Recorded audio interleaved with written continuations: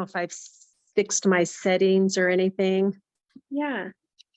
So I can hear you and see you, but I don't know if you, you can hear me now. I don't think you could earlier, but I don't know if you can see. Yeah, I can If only that's hear okay. you. Yeah, that's okay. Yeah, I can at least hear you, so that's good. Yeah, and I can hear you, so that's even better. Good.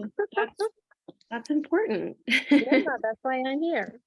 For sure. Well, it's so good to have you on. It's been years since we've talked like this. I mean, online Yeah. a little bit. So it's really nice to have you here. Yes. Good to see that you're doing this. And I'm in a new season in life where, yeah, just kind of taking the time to see what my next chapter is, and thought I'd check out what you're doing and go from there. Awesome. Well, welcome. Thank you. Yeah. All right. So I will pull up my little slide presentation here for everybody. Being a little slow. This kind of always happens when I'm streaming at the same time, but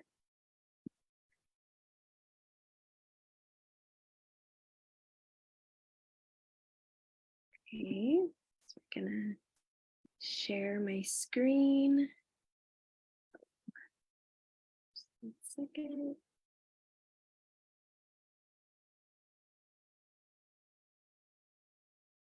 Okay. And then if you can all just let me know if you can see.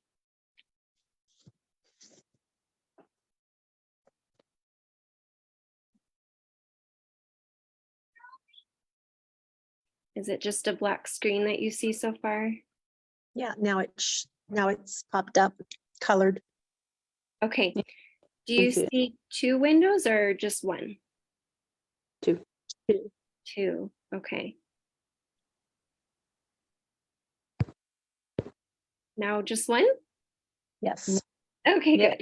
good. Awesome. All right. So let me move your faces so I can see. So this time, ladies, like I want you to be able to, interject, ask questions, whatever you want, just so that it's a conversation as well. Like I am going to present a lot of information, but I also want you to feel free to interact and engage, because it's a lot more fun for me when it's not just me talking the entire time. So feel free to raise your hand or write something in the chat, something like that, just to let me know. And even just responding to what I'm talking about is also great. And those of you on Facebook, you can do the same. I'll try to keep an eye on what's going on over there. But yeah, I just appreciate it when you can also engage with me and ask questions and all the things. So feel free to do that. So this topic is called Approaching Deep Level Healing as a Daughter of God. And it's something that I'm just really passionate about because of what God has done in my own life, just his faithfulness and the calling that he's really put on me to bring this to other people, because I just feel like so many others are in a spot where they realize there are just areas of my life, my spiritual walk, that aren't aligning in the way that I would like them to, or I just continue to struggle with similar things, or I just feel like there's more in my walk with God. And I think a lot of that stems from different things, from, maybe it's you've just been a Christian for a long time and you've kind of lost a sense of really what God is doing in your life, or, maybe you've gone through grief and loss. I know a lot of us have over the past couple of years. Maybe you have just been struggling with a particular issue, a sin issue, or, things stemming from the past. There's just so many different things that can, pop up as we are walking this journey with God. And I try to be really open about, my struggles and the things that I've faced over the years, so that you can hopefully relate and hopefully not feel alone in the things that you face. And not just that, but to see the redemption of God in my life, as well as the hope that he has for you as well. And so I do talk a lot about pieces of my story, because this wouldn't be a thing without my story, and so I will kind of bring little pieces of my story into what we're talking about tonight. But, really, this has been a journey that probably started a long time ago, but didn't really come to the surface until I became a mom. And I realized that there were things that were springing up in me that just maybe had been easily hidden before, easily kind of like concealed and brushed to the side. And once I became a mom and a wife and, walking through some difficult times in my life, I realized that if I wanted to be like really whole, I don't know, kind of redeemed and whole completely in my walk with God, that I needed to look at these areas of my life and be really intentional about growing through them. And so God has brought a lot of breakthrough into my life, a lot of lasting breakthrough, not just temporary breakthrough, but like lasting breakthrough that has just continued. And I continue to grow and just expand in what God is doing in my life. And it's just been really humbling, but exciting also to be called to, bring it to other people. So, my heart behind this is really just what I talked about right there. I just feel like so many of us are in this spot where we know that there's more to our walk with Christ. Like we know that we're called for more.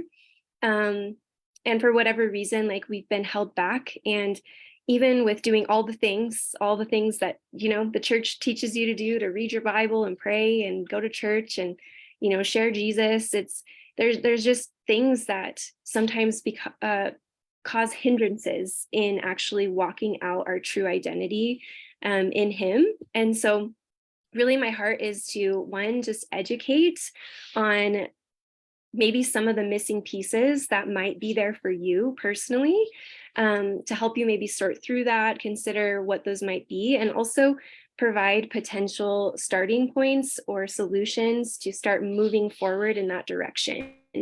I just feel like, if God calls us to freedom, then He wants to give us the ability to actually walk in freedom. It's not just like this pretty, nice, good feeling thing. It's actually like a mandate and a part of our inheritance in Christ. So if we have any areas that don't feel free, where we are experiencing any type of hindrance or are just challenges that seem to be, crushing us or holding us back, I just believe that He has more for us in that.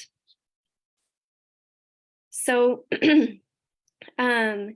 some of you, pretty much all of you know me, but I like to just kind of put this in here, a little bit of my story. Ever since I became a Christian when I was 15, I felt a really deep sense of calling on my life. I just knew that God wanted to use my life for others and that He had specific purposes for me. Sometimes, I didn't exactly know what those things were, but I would have like little flickers or like glimmers of the dreams that He put in me. And some of them I really did get to walk out. And I was, so honored to serve Him in places like Mexico. And even in my church, I, led, different small groups. I was a youth leader. I've done, lots of things over the years, even through social work, working in nonprofits and, all types of things. God taking me to like really dark places where people needed a lot of love, a lot of hope and healing. And so, it's through these things that I think in order for me to be an ambassador and a conduit of, His healing power, He really needed to take me to deeper places of healing myself. And I believe that this is going to be a journey that lasts for a lifetime, but I think because He specifically called me to bring healing and restoration to people through Jesus, this is just something that has been really highlighted to me in my life, both like in the physical healing, emotional healing, and spiritual healing, like all of those areas. And so as well as like as deliverance as well. And so these weren't things that I necessarily found in the church specifically. I really had to search a little bit deeper. I'm a mental health professional as well. And so it's like I even went that route and was like, well, maybe I can find some healing there. And honestly, through all my experiences, I just found that like there needed to be more than just what society was painting as like what healing looks like.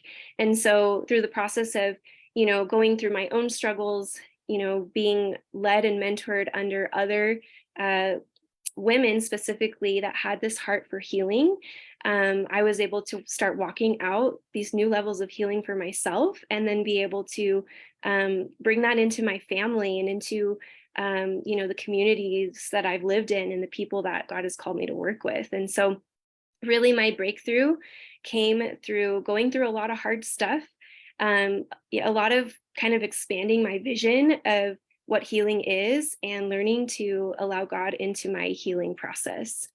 So we'll continue here. So, defining deep level healing, there's a lot of different definitions out there, but the one that I really liked is by Charles Kraft, and I've read several of his books. He actually started an inner healing ministry back in the 70s. And so he was obviously trained by other people who had done inner healing ministries, and he was also a mental health professional. And so just a lot of, background in different areas. And so I'll just read this really quick. It says, deep healing is a ministry in the power of the Holy Spirit aimed at bringing healing and freedom to the whole person, spirit, emotions, and body. Since the majority of human ailments stem from damage in the emotional and spiritual areas, we focus there, seeking to bring the power of Christ to bear on the roots from which such damage springs. These roots are stored in the memories carried, largely unconsciously, by hurting people. Deep level healing focuses, therefore, on healing the hurts held in those memories, often by helping people to experience Jesus's presence in the memories and to give to him the hurts. Specific problems often encountered are unforgiveness, anger, depression, shame, guilt, low self-esteem, fear, worry, lust, rejection, deception, and the like. So this is a very long description here, but what I kind of want to point out is that the majority of human ailments stem from damage in the emotional and spiritual areas. So all of these things are interconnected. Like we see so much in the area of like physical ailments and issues, even, in young people. It's like not just older people, but like so many people are dealing with a lot of, chronic issues. We need to bring Christ into those areas too. Like we can't just always turn to medication. Like Jesus went around healing the sick because he cared about those things. He cared about people's whole being, not just, their spiritual alignment with him. And so, just thinking about how, emotional damage or any type of like emotional pain or hurt can like go into a lot of other areas of our life. And so just recognizing that deep level healing is about looking at the entire person, the spirit, emotions, and body, which I think healing should be that way, right? Like we are not separated. We are interconnected with everything that is a part of us. So like, why would we want to just focus on one area of healing when we know that it affects everything, right?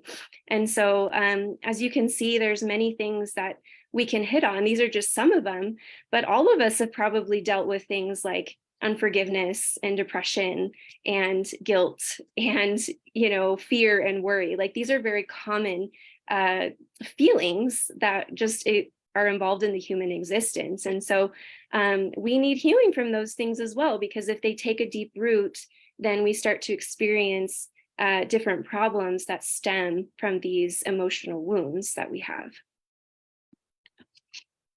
I'm pulling up my notes really quick because I can't see them on here. So just one second.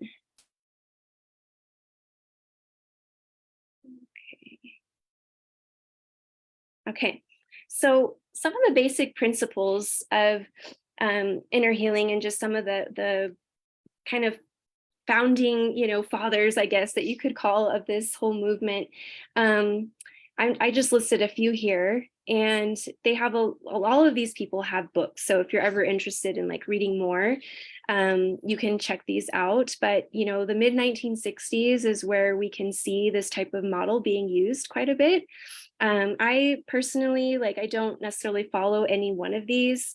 I mostly follow, there's a lot of concepts that come from these kind of founding people, but I actually use a prophetic inner healing model that I was taught to by a friend of mine, and a mentor that works. She's done thousands of inner healing sessions, and she's worked with some of the most broken, women coming out of human trafficking situations. And so just her knowledge and her experience and her willingness to be led by the Holy Spirit is what inspired me to really learn and to practice and apply what she taught me. So anyways, going back to this. So, this ministry involves spiritual power. So these are professional counseling techniques combined with the presence and power of Jesus. Not everyone who uses inner healing techniques is a professional counselor. Although I think there's a lot of benefit to someone having both of those backgrounds, because then you can have a little bit more knowledge and understanding of how to move forward with people and deal with crisis situations and things like that. But something that's interesting about, a lot of the inner healing that we do is, we actually are able to go, like Jesus often brings memories into kind of to the surface. But what's different about this is that Jesus is actually the one that knows what it is that we can handle and what memories we need to actually deal with. And not everything is about memories, but when we invite Jesus into the pains and the hurts that we've experienced, he shows us kind of a new light of, this is where I was, this is what I was doing, this is how near I was to you in this circumstance. And so even though the facts aren't changed about what we experienced, the emotional response and the pain that we felt in that moment is totally changed by Jesus's presence. So it's just so cool, because if you think about it, like God is the healer, God is our healer in all aspects, and he has a heart for freedom for us. And so when he brings us to these places of even like a painful memory, we are able to change the weight and the impact that memory or that circumstance or that conversation or those words, how they affected us, because Jesus comes in and he redeems that. And memory specialists, they actually say that we store memories of our experience in pictures more often than words. So I don't know if you can, attest to that, but if you think of any type of really vivid memory, even from your childhood, you might have some words in there, but you probably have like a picture or like an object that you see, or just something that is like a reminder to you of that time. And so what's really awesome about inner healing is that we deal with a lot of those things with the picture of Jesus there, which is just, so powerful. So we want to always take into account the whole person. And I already talked about this, but, this is kind of what we look like. We have our spirit, we have our soul, we have our body. There's lots of different areas here that we are comprised of. We can't separate them. God made us this way for a reason. I see there's some things in the chat here, but I can't see it. Does anyone see the chat? I may have to move this for a second.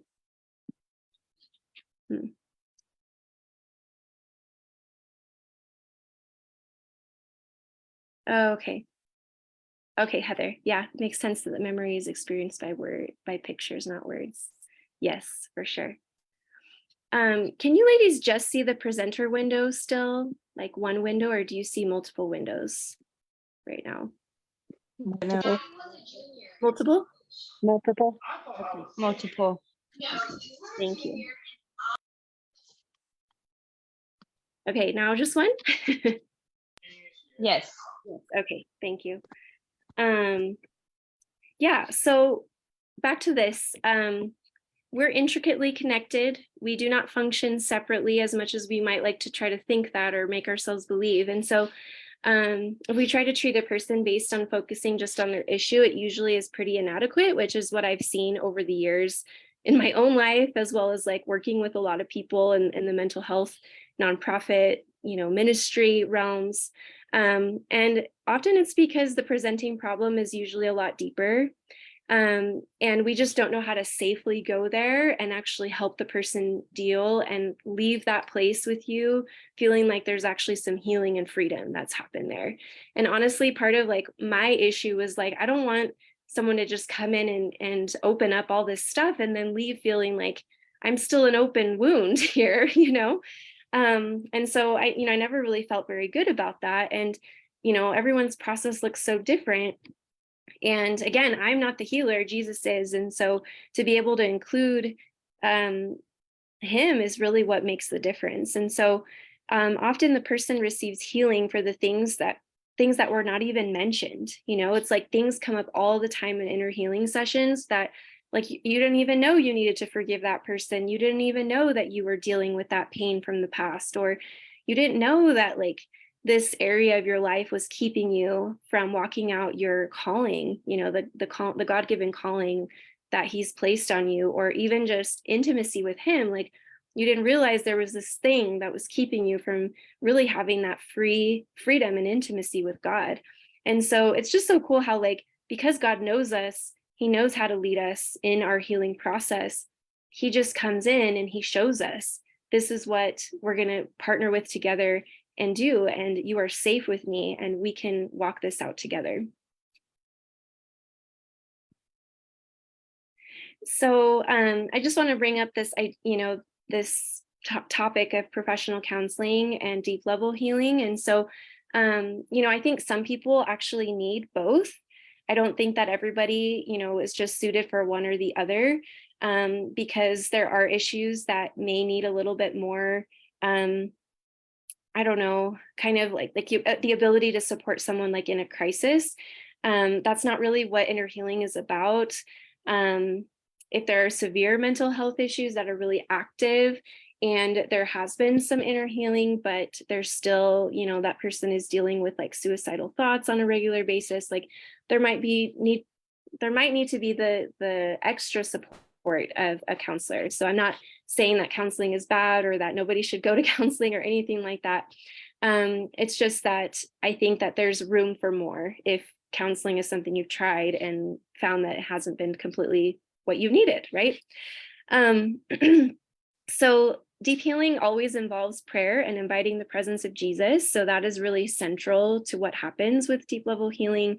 And, I love this because when we rely only on a person's initiative and motivation to change or to grow in something, people get tired, people get worn out. They feel like, I don't know if I can do this anymore. I don't see anything happening, or I keep dealing with the same things over and over. And so when we rely on someone's feelings or initiative or motivation or ability to show up or any of those things, it's like, it's really hard to walk out a process that takes a while. And so when we invite Jesus into that, like it totally shifts everything. So the spiritual nature of humans in counseling is usually neglected, which is another reason why I felt, really I struggled a lot in these types of environments. And the spiritual part of us involves a special set of skills, which is why inner healing, requires a different skill set. Deep level healing allows for flexible spaces of time. I usually set aside about 2 hours for every inner healing session that I do with people, because sometimes it takes that long. Before getting on this call, I did an inner healing session with a young girl, and we were on for about an hour and a half, maybe a little longer than that. And usually it's not more than 2 hours, but sometimes it's just like things come to the surface and we want to be able to deal with them. And, versus a setting where it's like very strict and like, I got to get to the next appointment and all of that. Like there's a lot of freedom to be methodical and slow and led by the Holy Spirit, which I love. And, this is what I took from Charles Kraft's book. It's, he says it's a proven technique empowered by prayer, and it allows us to deal with the complexities of the human psyche that even the best techniques do not assure healing for every person, which is very, very true. And what I've seen, especially working with like the girls that I worked with, especially the young girls or the teens that were in human trafficking situations, it's like they didn't want to talk about their trauma. They didn't want to talk about the past. They didn't want to, go there. And it's understandable, right? I mean, so much trauma there. And I just felt like, actually taking Jesus to them and teaching them that he's trustworthy, and him showing them that he's trustworthy, like that is what made the difference. And that's what started to open them to communication with God, because a lot of them were angry, afraid, felt abandoned, felt unseen. And it's like when you start to just bring people into the healing presence of God, there is a hunger that grows for more of that. And there's a desire to actually know him. And so I just love that, again, this is for anyone who at least has a little bit of a desire. They don't even have to know Jesus on a deep level yet. Like, Jesus still shows up because that's just who he is. He wants to show himself strongly to the people that are needing restoration and healing and his presence. So this story, I love this story. And I had a different version of the book that I was going to read it out of for you guys. I have an older one. I checked out the one that had the written story, but I'm going to do my best to summarize what happened to Peter with Jesus, and just the view of Jesus reinstating Peter, both in his love for him and in his calling. And so is there anyone who would like to read John 21:15-10? I can give you a minute to do that.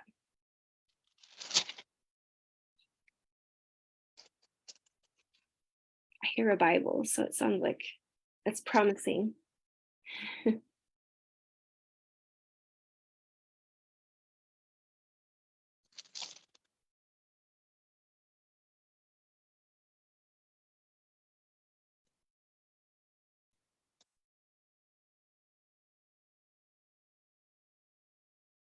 Is anyone ready to read that?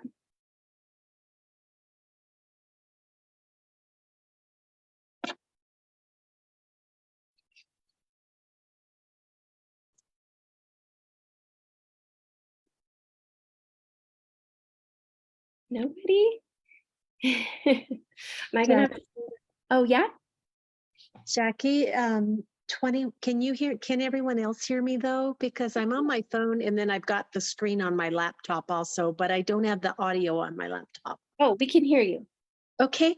Yeah. So it says 15-10. So this verses, did you mean that's verses right. 10 through 15? Yes. Okay. 10-15. Okay. Jesus said to them, bring some of the fish which you have just caught. Simon Peter went up and dragged the net to land full of large fish, 153. And although there were so many, the net was not broken. Jesus said to them, come and eat breakfast.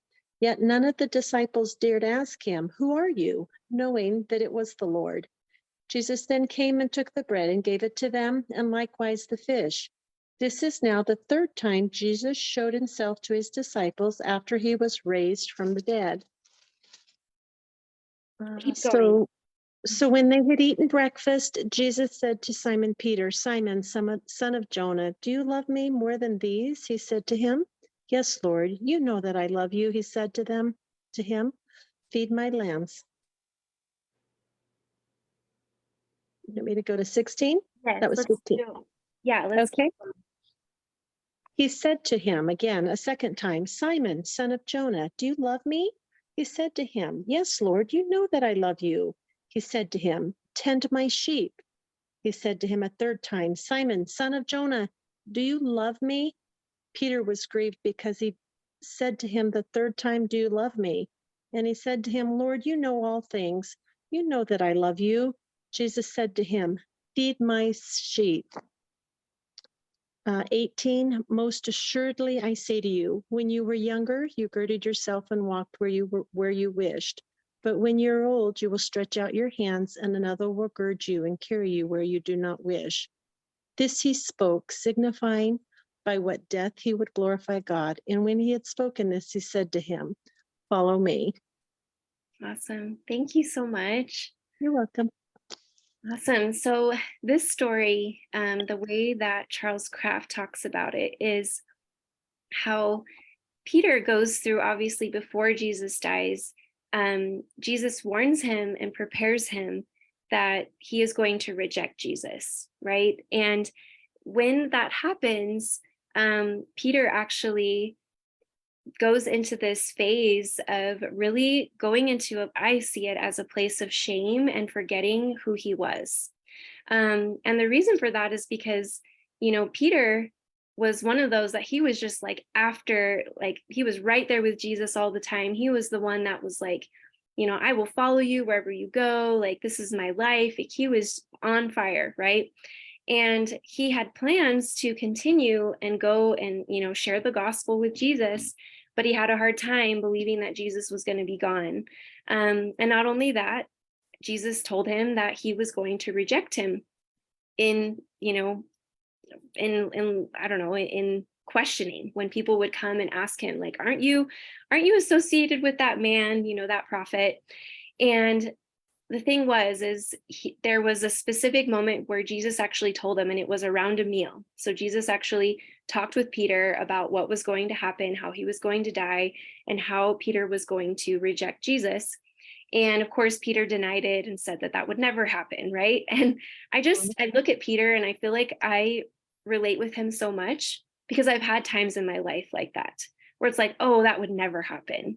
Or Jesus would never ask me to go through something like that. Or, the crushing seasons of like, oh, like, no, like Jesus wouldn't allow that kind of pain, or, or even I would never do something like that. And then you do it, and then you feel bad about yourself. You feel ashamed. You feel distant from God. You feel, unworthy. And when Peter heard the rooster crow, it was that final seal of what Jesus said was going to happen happened. And think about Peter and how the roosters were used to wake people up in the morning. So it's not like you hear a rooster every once in a while. It was like all the time. And pretty much every single day in the morning, Peter probably heard the rooster crow. And imagine the feeling of guilt and shame and the reminder of like, my Lord is gone. I rejected him just as he said he was. And I'm not even serving him anymore. I went back to being a fisherman. And imagine what that must have felt like for Peter. And I think that's what happens to us, when we fall into sin, when we are hurt by somebody. Maybe we're hurt by a church or a family member, or we go through grief, or, our children break our hearts, or whatever the case may be. And we go into this place of sadness, of forgetting who God is, of forgetting who we are, even if it's not, we aren't necessarily saying that we reject Jesus completely in our life, but we go through these seasons of kind of just the confusion and the doubts, right? And so I feel like that's where Peter went. And then Jesus comes back, and it says there in John that this was, I think it was the second time that he appeared. I can't remember exactly what you said, Donna, but he actually comes and he decides to have a meal with them. And what is significant to me about that is the first time they were also at a mealtime when Jesus was telling Peter what was going to happen. And so it was like Jesus took Peter back to the place where they left off, where Peter was still on fire about Jesus, following him, doing his will, being connected to him, all of those things. And then Jesus goes into asking Peter these questions of, do you love me? Do you love me? Do you love me? And, Peter has a hard time, because he's like, oh, we're coming back to this place of where you're questioning my heart for you, and you're questioning, maybe you're bringing up past stuff. Like, I don't know, like, this just feels uncomfortable for me. It grieves my heart to hear you, Jesus, asking me these questions. But Jesus had a purpose in what he was doing. He wanted Peter to know that it's okay, Peter. Like, I came all the way back from the dead, from heaven, to tell you that it's okay, that I still want you to be an effective ambassador and, disciple of my kingdom. Like, I want you to be able to know that I love you, that you are forgiven, that whatever hurt and shame and reminder of sin is in your life, like, I paid for all of that. And now in this conversation of working through this together, you can be reinstated to the plans and purposes that I have for you. And it's so awesome because Peter does. And, Jesus does tell him that he's going to die for his name, and that it was going to be a very painful death. And Peter says yes to it. So, like, just look at the stark difference from where Peter was. Peter went into it probably feeling pretty ashamed, pretty like doubtful, like, what does Jesus think of me now? Because I did exactly what he said I was going to do. And I wasn't there for him and his, when he asked me to be, and I haven't been doing the work that he called me to. And yet Jesus is reinstating him. It's a process. It's of asking a few times. It's also preparing him for the battle that is going to come at the end of his life, the price that he will pay for being a follower of Christ. But I see that as a healing journey. Like, that is, Peter went through a healing moment with Jesus. I'm sure it included a way more than that, just that one moment right there. But we can see the significance of that. And it's so relatable. There's so many times where we go through seasons like that, where then it's like Jesus bringing us back to that place and saying, I want to be close to you. I want to be intimate with you. I want to express my love. I want to commission you into the things that I've called you to do. But there needed to be healing in that area, right? And it's the same thing for us. Like, we need to go to those places of healing, and sometimes uncomfortable conversations, knowing that the result is that reinstated being reinstated in our calling and our commissioning, but also being back in that intimate communion with God. So I just love that story. All right, so I want to just hit on this because I think there's some confusion sometimes on, like, well, when you're saved, like, aren't we just completely restored and healed and everything's great? I do think that a lot of healing and a lot of restoration happens in salvation, but I don't think that we can necessarily say that everything is completely taken care of, because if you look at someone who gives their life to Jesus, it was a real commitment that was made. But even just like changing habits and changing mindsets and changing the way that you live your life, like for a new Christian, that takes some time, right? It's a process. It's not always overnight. There's some people that maybe have, maybe really intense addictions or something, and God frees them from that overnight. It's a miracle story. But there are other things in our life that still need the healing touch of God. And I think that we've just forgotten that God is always in the process of bringing us to, from glory to glory, and refining us and making us into the image of Christ. And so I think it's just unwise for us to think that just because we're saved, that there aren't areas that don't need freedom.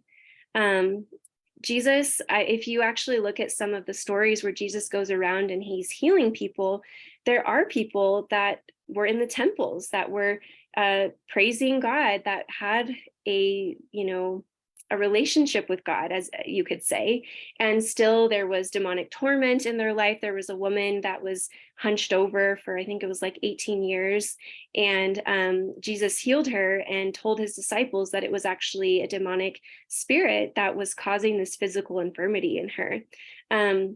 You see Peter and what happened with Peter there. And so, healing happens in all types of forms. We still deal with sickness. We still deal with unforgiveness, which is not obviously from God. And so we do need to hit, other levels of freedom. And that isn't necessarily like just from salvation. I also want to just mention that Jesus doesn't blame the hurting. Like, he doesn't look down upon you if you are in a spot where you're hurting or struggling. And you can see that with the Samaritan woman. You can see that in, with Peter after his denials of Jesus. You can see that with the woman who was caught in adultery. Really, what Jesus wanted was to bring freedom and healing to those people, right? Jesus understood what it was like to be human. He understood temptation and struggle and all the things, even just being tired. He understood it all. And, we still need to deal with sin honestly, right? But Jesus comes with this idea that I have brought you salvation, and I also want to bring you into greater depths of healing and intimacy with me. And so a lot of times that's him coming in and showing us where we need freedom, what are the areas that still need freedom. So here we have just a little image that talks a little bit about just the different levels of healing. And this is just to illustrate that there are different levels and there's different areas. And so, this surface level healing on the top, physical healing, it usually, if there's a physical healing that happens, there's usually a root of relational healing that maybe needs to happen. So it's really interesting to just think about that again, that interconnectedness, right? And it could involve our view of God, our relationship with him, our view of ourself, our relationship with others. Like if we notice that some of those things also are a struggle for us, it can surface in other ways, potentially through like physical issues, relational issues on all different levels. So that's just to kind of illustrate that. So signs and symptoms of wounding. These are pretty obvious, but I think it's good to just put them out there to remind you that these things don't have to be like you've had severe traumas. It can be, but it doesn't have to be. On here you can see fear, anxiety, and worry is a big one that I think we as women deal with a lot. And the thing is, these things give the enemy a foothold, and it can cause demonic torment in our lives if we allow fear, anxiety, and worry to overtake us. And that is part of my story. Just recognizing that those things were just so normal, like, oh, moms are just, they're always worrying, or, it's normal to feel anxious about this thing or the other. And the thing is that I allowed that lie to take root, and it became a lot easier to go to fear rather than faith, or, anxiety rather than like dependence on God, right? Or worry. And so, people pleasing is a big one too. There's a root to that. If you feel like you have to always make people happy, or you don't want to disappoint people, that might be a sign or a symptom of wounding. Feelings of worthlessness, inadequacy, things like that, rejection, shame and guilt, a desire to escape, insecurity. So again, I feel like they can hit, anyone at any time, but I feel like we as women, we often deal with these kinds of things because it's hard for us to kind of like compartmentalize the things that we have going on in our minds. So some of the hindrances to our freedom, things like our worldview. Obviously, we live in a world where Satan has power and control over things. And so he is always on the hunt to keep people powerless in even Christians, And so that could potentially keep us from, that's actually in the failure to see the war section right there. I think sometimes when we ignore the enemy's schemes, that is exactly what he wants. He wants us to think that he's not around, that he's not working.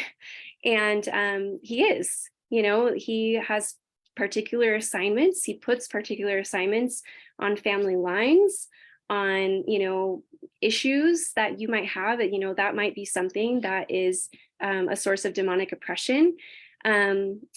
Habits as well, like habits are very hard to break. That's why they're called habits.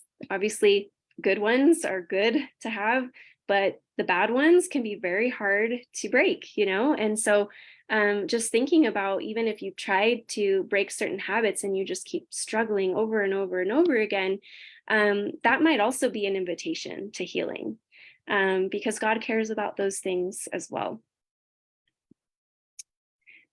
Sin obviously, is a cause of spiritual illness. It can make us spiritually sick, and we see that our connection with God is disrupted. All of us have experienced that. Having a wrong view of God, if we see him as distant, judgmental, angry, things like that, that can cause a lot of emotional issues and a lack of dependency on him. Neglect of our relationship with him, if we've grown distant because we haven't been spending time with him, because we feel just, that maybe he doesn't accept us, or that he's mad at us because we haven't been spending time with him. We are made for closeness with God. And so if we don't have this intimacy, it can potentially cause us to have those emotional struggles about our own walk with God. If we're angry at him, maybe we've gone through some hard things. When we see suffering, that can take us to places of anger, bitterness, and unforgiveness. The last one's here. I've mentioned this a little bit, but satanic harassment. So, the enemy actually attaches himself, or, demons in general, they attach themselves to problems like fear, guilt, anger, and lust. That's actually them. It's kind of like us giving them legal rights. When we partner with those things that are not from God, we give the enemy legal rights to come in and to start feeding us lies, to, cause us issues that might make us, I don't know, maybe less effective in our witness, or cause those disconnections between us and God. The more and more that we partner with those things, the more legal right that they have, and the more harassment we're going to experience. Demonization is obviously different. So it's this is the living of evil spirits inside of a person. This may not be our situation, but it's still good to know about. And, when someone comes to Christ, the demons leave the person's spirit, but still live within other parts of the person. So this is kind of a topic that I don't have time to go into tonight, but I did do another workshop last month where I go in a lot deeper into this topic, because a lot of people have questions about, like, can Christians, have issues with demons? And yes, they can. And so if you want to know more about that, go and find that in the guide section on the Facebook page, or I can send it to you.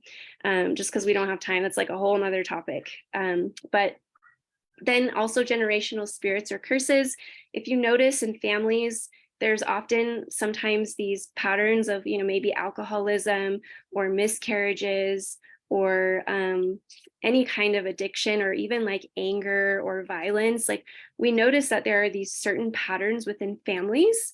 And if you look in Exodus and other books in the Old Testament, it talks about how sins can be passed on to the third and fourth generations. And so the wonderful thing, though, is that we have been given authority in Christ to break off those generational curses. And so that is something else that we do in inner healing. So a quick word on this.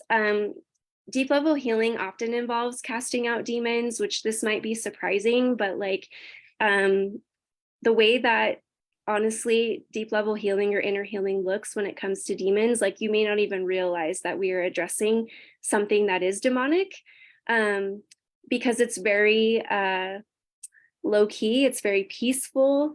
And the reason for that is because demons are like rats. It sounds kind of interesting, but rats go for the garbage in us. So I was just talking about things like guilt and shame and fear and anxiety and all these things, right, that demons can kind of attach to and be like, oh, I have a way in to cause doubt, to cause more disconnection with God, to hold them back from actually going and being fruitful in the kingdom. And so what we do in inner healing is we essentially get rid of the garbage first. And obviously, like, rats are not going to come if the garbage isn't there, And so it's kind of like weakening the attachment that this demonic oppression has had in your life, because we are dealing with the root issues that have given them legal rights in your life. And so this is something that has definitely happened with me. I'll explain really quickly that I had fear on a major level after experiencing some health challenges with my son. And it brought me to the point where I was even going out in the community, and I would have people manifesting like demons, like saying things to me that were horrible, saying things like, I see death all over your children, when I didn't even have my children with me. Just pouring lies into me, like people that I could tell that they were evil and being demonically influenced. And I had a hard time sleeping, just weird things. And I was like a believer and a Christian and serving and all these things. And it was like, why is this happening?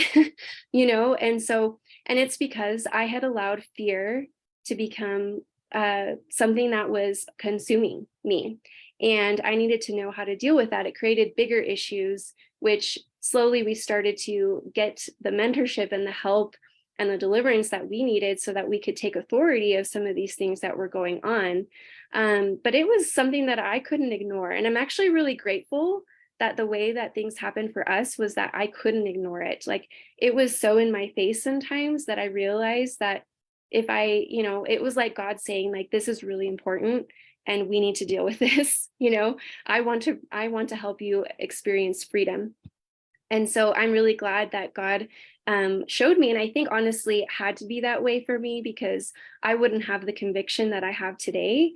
And I wouldn't be able to teach what I teach today, if that makes sense. And so I think there was a reason for that. But honestly, a lot of us, I think, are just, we kind of turn like a blind eye. Is that how you say it? I can't remember how you say it, but we kind of like turn away from the things that are uncomfortable for us or the things that we don't want to like really go deeper in or ask God about. And this is just a subject that I feel like is not really discussed very much. And yet it's causing, like, a lot of us are in these places where damage has been done and we need the freedom and the healing, if that makes sense. And so just wanted to explain that concept really quickly. So here's some other markers of needed healing. I don't need to go into that too much because we've talked a lot about what that looks like. I also just want to mention, the emotional roots. And so all of us, we all have things that maybe happened to us or that we have done or that people have done to us. And we all have different reactions and views of those situations. And so, you might say, oh, you may hear someone say, oh, I went through this thing and it was so hard for me. And you're like, that doesn't seem like that big of a deal, like compared to my situation or compared to this person over here. But the thing is that person's reaction is very, telling of how they feel and how they are affected by that specific situation. And so it's not for us to judge what has affected another person, and nor are we to kind of diminish what we've been through, because God cares about those things. And anytime that we are wounded, so is Jesus, because he lives inside of us and he knows what we feel.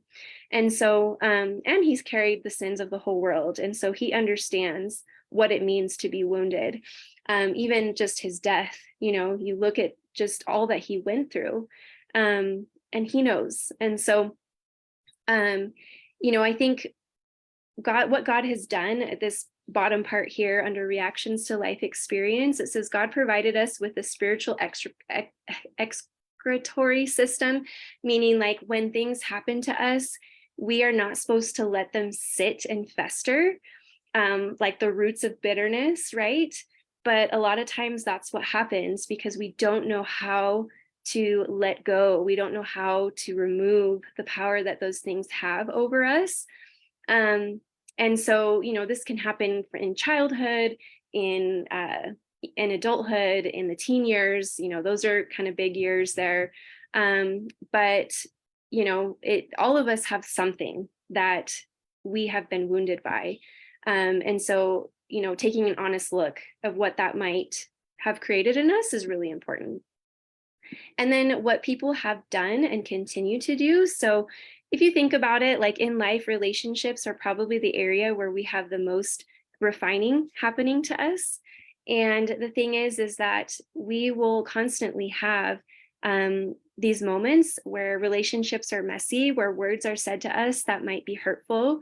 I think over time, as we learn our identity in Christ and we learn how to deal with difficult conflicts, that this gets easier. But I still think that God uses these things to develop a greater dependency on him. And we learn to not become the victim. But we're still going to face those things, and they're still very valid. And so I guess it's just learning how to take those situations and not let them create that bitter root. How are we all doing, by the way? Since I can't Good. see everybody. Good? Good. Okay. It's very good. Awesome. Okay. So we're almost done here. So openness to healing is key. Obviously, this isn't for anybody who is like, yeah, no, I don't believe in it. I don't want anything to do with it, or, all of that. Like, yeah, definitely not the right person, but someone who knows that, like, oh, I do know that there's more levels of freedom for me. I do want a closer relationship with God. That is really the opening. Even if you have skepticism, even if you're kind of like, I don't know what this is, or, all of that. I was in the same spot, but like I said, my situation, it like called for drastic measures, and doing something that was not just what I had learned in church, although this is very biblical. I just recognized that, again, that there was a gap in my own life, and I think in a lot of people's lives. And I'll tell you more about like kind of what God put in me to create and to provide for people. But obviously openness to healing and the recognition that, like, yeah, I want to go after things in my life.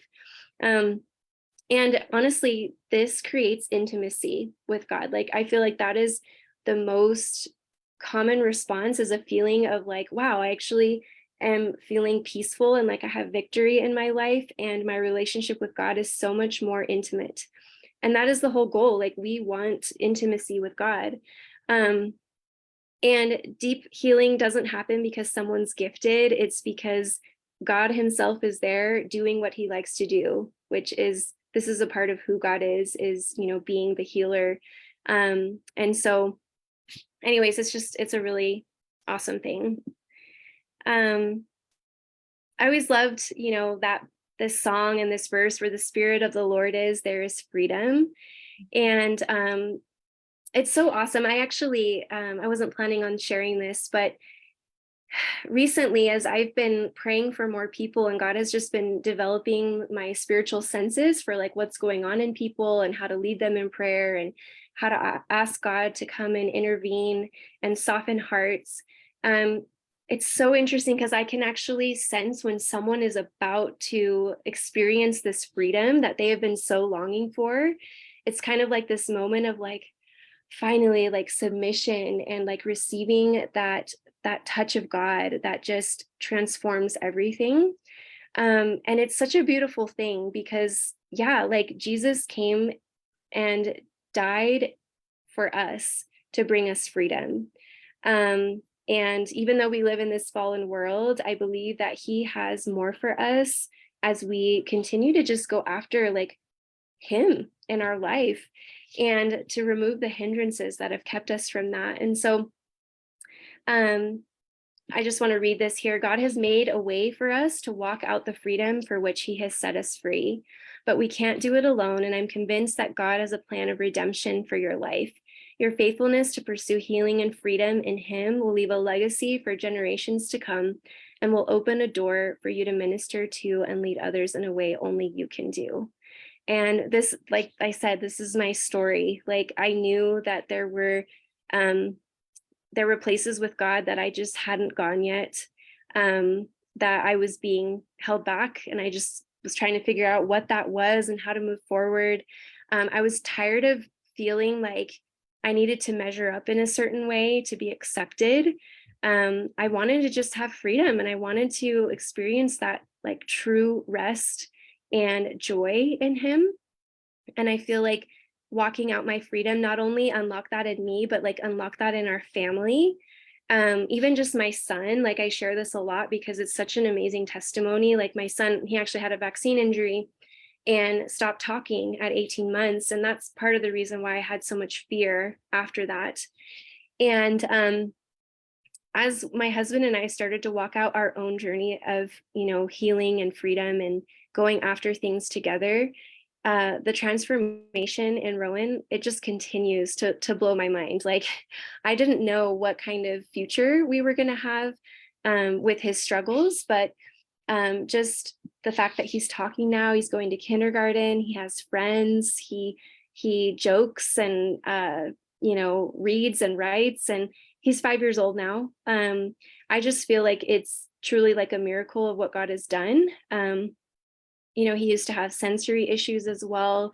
And all of those things have just either disappeared or diminished in such a huge way. And I continue to feel like God teaches me how to pray for these generational like openings of freedom for all of us. Like he continues to teach me, and I continue to see just what kind of freedom he brings. So did someone have a question? No, I was just saying hallelujah.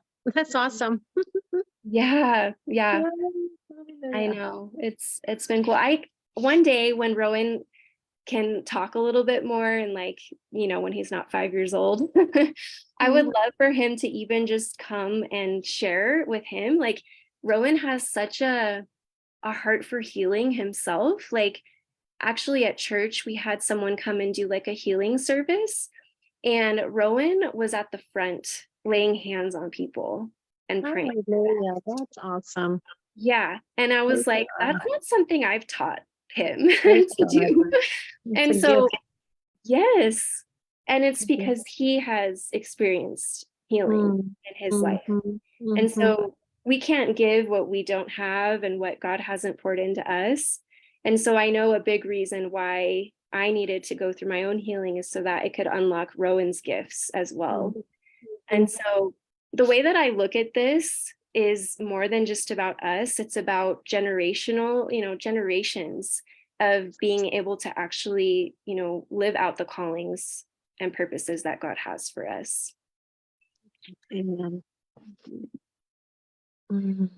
So, like I said, I said I would talk a little bit about kind of what God has done through Oakley and what he kind of birthed in me to create.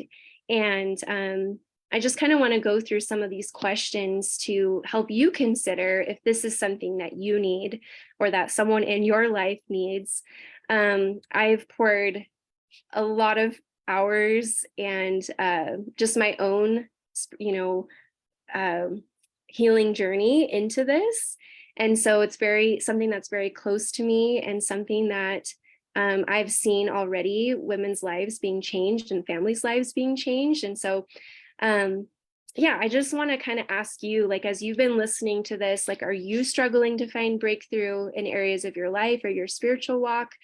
Maybe these things on the right here, you can kind of check them out. Everybody comes kind of in different spots, but most of us, when we are called to a journey of healing and greater intimacy, we already kind of know, we kind of have this sense that, like, yeah, there's some areas that I need to deal with.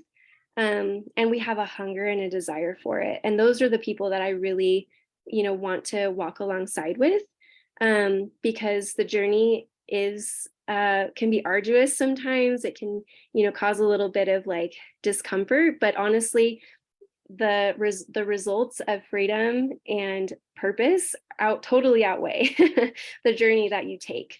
And I'm a testimony to that, as well as others. So imagine yourself facing challenges in your life with overwhelming peace rather than being overwhelmed, right? Confident of the freedom, breakthrough, and victory waiting for you on the other side. Imagine God using your greatest heartbreak to take you to your greatest breakthrough. I just don't want to see people stuck in heartache. There are times and seasons for grief, but honestly, God wants to use those things. He wants to bring that beauty from the ashes. He wants to use our life to bring hope to others. And he wants that deep intimacy with us. And so, like, God has made a way for us to walk out the freedom which he has set us free. And a lot, some of us are called to walk out that journey. So this is not how it looked on mine, but it's hard to see. So we'll go on to the next one. So, really, there's, like I said, there's some of you that might feel like you want to take this intentional journey that leads to that deeper intimacy with God and living out your God-given identity and calling. The program that I created, that's really the 5 phases that you go through, like from the beginning. It's learning about God's heart for you, learning the areas that maybe need to be transformed and shifted, and then going through a process of healing, learning to walk out our healing, and then tapping into like, what is my God-given identity and calling now that he's walked me through this journey? And you get to do it with other people, which is really awesome. I think there's so much power in community. I want to share a few testimonies of the women that I have worked with. I've had the pleasure to work with, we're at 8 women, I think, that are still in the program right now. And this is Dina. I'm just going to read what she wrote here. It says, I honestly had never heard of an inner healing session before I met Jackie. So I was a little nervous, which all of us are, but it was such an amazing experience. I struggle with an almost embarrassing past due to the number of men in my life. And times I have been married before becoming a Christian who learned what it meant to truly walk with Christ, and even what the husband-wife relationship truly was in the eyes of God. I had to learn to forgive myself as well as other things from my past. And my inner healing session walked me through every step of that, forgiving others, forgiving myself. And now my marriage is in a healthier place, and I feel like I'm serving my family from a place of, gratitude and love. So I love that story from Dina. So I don't know if you've seen some of the things that I have been talking about for like Cyber Monday, Black Friday. This is one of the things that is newer. I will go into the program later. I only have a few spots in the program, which is why I wanted to open up something for the people that maybe can't commit to a 15-week program, or maybe just want to kind of learn about what inner healing is without like deep diving into like a 15-week program. And so this is an inner healing mini course.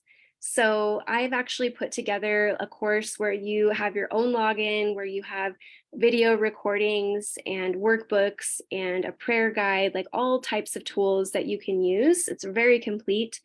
And the reason why I did this is because I went through my own inner healing, but it always just kind of like, you do the session, you stop, and you have maybe some prayers that you go through, but it's kind of like, well, what do I do when I'm struggling again? Or what do I do when like, I feel like, did I really get healing in that? Or now I feel like I need healing in this. And now I don't know who to go to because they live in another country, which was in my case, And so for me, I really wanted it to be something where it was more relational, where we're actually walking together through situations and having a community where you can like pray together and be supported. And so this inner healing program is really for like a 3 to 4 month period where we would decide how many sessions we do in a month. Usually it's like 1 to 2 a month. So just depending on the pace that someone would want, but it has 3 inner healing sessions, which usually are about up to 2 hours.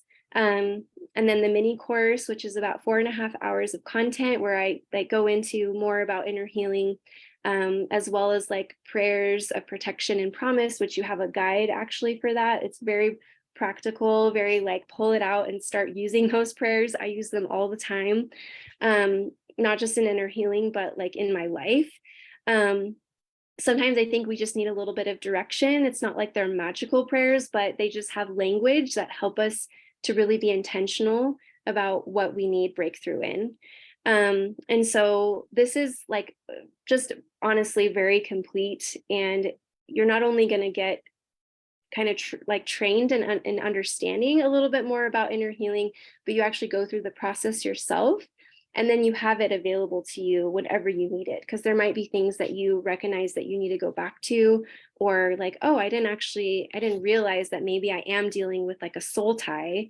How do I deal with a soul tie?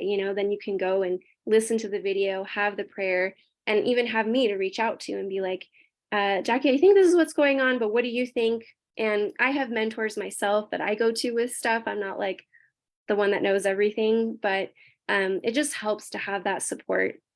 I think the guide is here, and let me see if I can show you. Yeah, so the prayers of promise and protection, it's almost 40 pages long, so it's a lot, and it's honestly stuff that I've taken from some of the best sources and from a lot of my mentors, like giants in this whole realm of, inner healing and walking people through deliverance and just all the things. And so it's everything from like forgiveness prayers to breaking unhealthy soul ties and cleansing your home and spiritual cleansing of the bloodline, like all these things. But I don't give this to just anybody, because I want people to really know how to use the prayers and understand like why they're using them and experience their own healing. Like, I don't want to just kind of disperse it and hope that people are using it correctly, if that makes sense. And so this goes along with the actual course itself. And then you can see an example here of like what the course looks like. It's very like professionally put together. And like I said, it's like your own login where you can go in and watch the videos and download the workbooks. Here's another testimony from Kate. So Kate says, in the past, I've thought that something like inner healing wouldn't be helpful or needed for me in my spiritual walk because I don't come to the table with any big trauma. But going through these sessions with Jackie has given me a chance to slow down enough to listen to Jesus and have him point out where I'm holding pain, instead of me just superficially telling God, no, really, I'm fine, and not thinking he cares about what I think are small fears or pains. In a general sense, it's given me confidence that Jesus knows me intimately and really knows the deepest parts of me and my history. After inner healing, I had a sense of unlocking. There's something tangible in the act of voicing out loud people need to forgive, or articulating the pain that I'm feeling, or speaking God's truths over myself. It took spiritual generalities and made them into personal experiences between me and Jesus. Now, when I'm feeling fear or shame, the Spirit can encourage me and bring those moments to mind to remind me of the work that God has done and is doing in my life. So, yeah. Yeah, and then the Freed, Called, and Empowered program. So this is the one that is kind of like the big one that really involves more of like the greater community aspect. You have an accountability partner. You have the 4 inner healing sessions, which usually that's like one a month, and then usually a coaching session as well. So it's kind of like the coaching session is to talk more about like what are your goals and like what are the things that you're coming up against, like now as you're walking out some of these points of healing, or even talking about like, how do I hear God's voice over like my identity and my calling, and how do I don't know, how do I get rid of like habits that are holding me back from actually growing my relationship with God? The nice thing about this though is like I really look at it and I'm like, hey, if we need more inner healing, then we'll do it. Or if we need to switch out one coaching session for an inner healing, like that's what we'll do. Like really, this is very comprehensive, and I want people leaving feeling like we've really done a lot of work here, and I feel prepared to start walking out the journey that I've started here. We also have like group coaching as well, and those are really awesome times because we can pray together, we learn together, we encourage each other. And then obviously the 5-phase course content that I talked about briefly. And I would say, gosh, it's probably how many hours of about 20 hours of content there, plus a lot of, everything that I make, that I put out, I put into that course, because it's really where I want people to go ultimately, because I want you to have all the resources that you need. And then I give support over Voxer, which is just a walkie-talkie app. You just kind of record messages, and it's instead of just having a conversation, you record yourself and then you send it. It's kind of like voice text, I would say. And so I really give a lot of my time to the ladies that I work with, because again, I want I want them to feel supported and like they're growing and overcoming things. And so that's what that looks like. And I only have really 2 spots left for that program, which is why I created the other program as well. But both of them have an application process because I do like to pray over them. I like to see where people are at and make sure that it's good timing and a good fit. And I just believe that like God, when he calls you, that he provides everything. He provides the time, he provides the finances, he provides the motivation to really start your journey. And there's a lot of value attached to going on a journey like this. And so I take it really seriously. And, I also invest a lot of, my time and effort and energy towards making sure that people are taken care of really well. My last testimony from Rebecca. So Rebecca is awesome. Her and I met in Mexico, actually. Her and her husband were missionaries. They're now pastors at a church. And yeah, we've been friends since our time in Mexico. So she said, my inner healing sessions with Jackie have brought me closer to Jesus in unexpected ways. In one session, a wall was removed between me and the Holy Spirit as I saw angels lifting away the wall. Afterwards, in my quiet time with God, I was able to picture Father Jesus and Holy Spirit and spend time with them all surrounding me and see the Holy Spirit reside in me. In another session, God restored a painful, damaging moment in my life where instead of feeling hurt by a group of girls, they were throwing me up in the air and celebrating me.